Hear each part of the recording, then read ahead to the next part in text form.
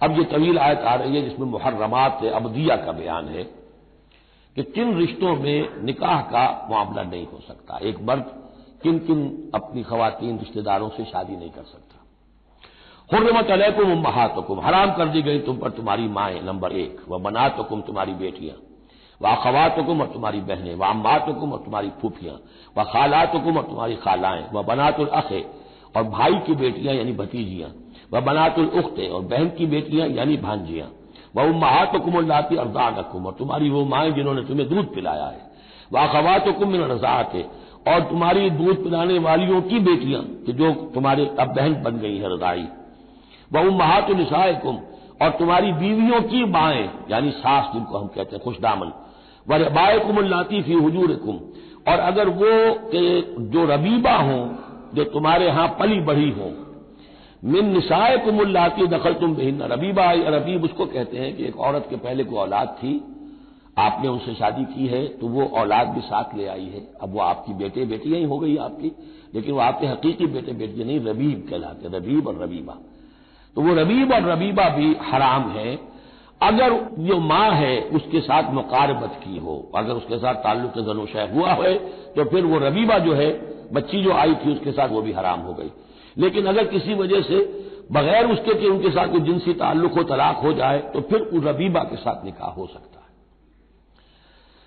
وَرَبَائِبُكُمُ اللَّاتِي فِي حُجُورِكُم مِّن نِّسَائِكُمُ اللَّاتِي دَخَلْتُم بِهِنَّ جن سے تم نے صحبت کی ہو ان کی جو بیٹیاں ہیں سابقہ شوہروں سے وہ حرام ہیں، فَإِن لَّمْ تَكُونُوا دَخَلْتُم بِهِنَّ اور اگر تم نے ان سے صحبت نہ کی ہو فَلَا جُنَاحَ عَلَيْكُمْ تو پھر کوئی حرج نہیں ہے۔ وَحَلَائِلُ أَبْنَائِكُمْ اور تمہارے بیٹوں کی عورتیں یعنی بیٹوں کی بیویاں، بہو جن کو ہم کہتے ہیں تمہاری بہویں، الَّذِينَ مِنْ أَصْلَابِكُمْ لیکن بیٹے وہ جو تمہارے اپنے صلب سے ہوں، اپنے صلبی بیٹے، منہ بولے بیٹے کا معاملہ نہیں ہے۔ وَأَن تَجْمَعُوا بَيْنَ الْأُخْتَيْنِ اور یہ بھی تم پر حرام کیا گیا ہمیشہ کے لیے کہ بیک وقت دو بہنوں کو جمع کرو ایک نکاح میں، إِلَّا مَا قَدْ سَلَفَ سوائے اس کے کہ جو ہو چکا، إِنَّ اللَّهَ كَانَ غَفُورًا رَحِيمًا یقیناً اللہ غفور الرحیم، جو ہو گیا پہلے کا، اس کو تو گڑھے مردے اکھاڑے نہیں جا سکتے، لیکن آئندہ کے لیے یہ محرمات ابدیہ ہیں۔ اس میں حضور نے اضافہ کیا ہے کہ دو بہنوں کو بھی ایک وقت نکاح میں نہیں رکھ سکتے، اسی طرح خالہ بھانجی کو بھی نکاح میں نہیں رکھ سکتے اور پھوپھی بھتیجی کو بھی نکاح میں نہیں رکھ سکتے۔ یہ محرمات ابدیہ ہیں کہ جن کے ساتھ کسی حال میں کسی وقت شادی نہیں ہو سکتی۔ اب ہے وہ محرمات جو عارضی ہیں، والمحصنات من النساء وہ عورتیں جو کسی اور کے نکاح میں ہیں،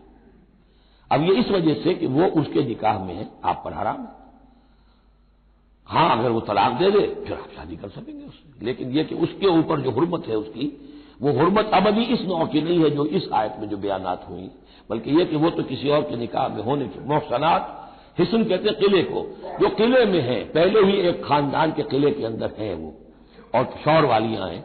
الا ما ملکت ایمانکم سوائے یہ کہ ان میں سے کوئی تمہارے ہاں کنیز بن کر آ جائے۔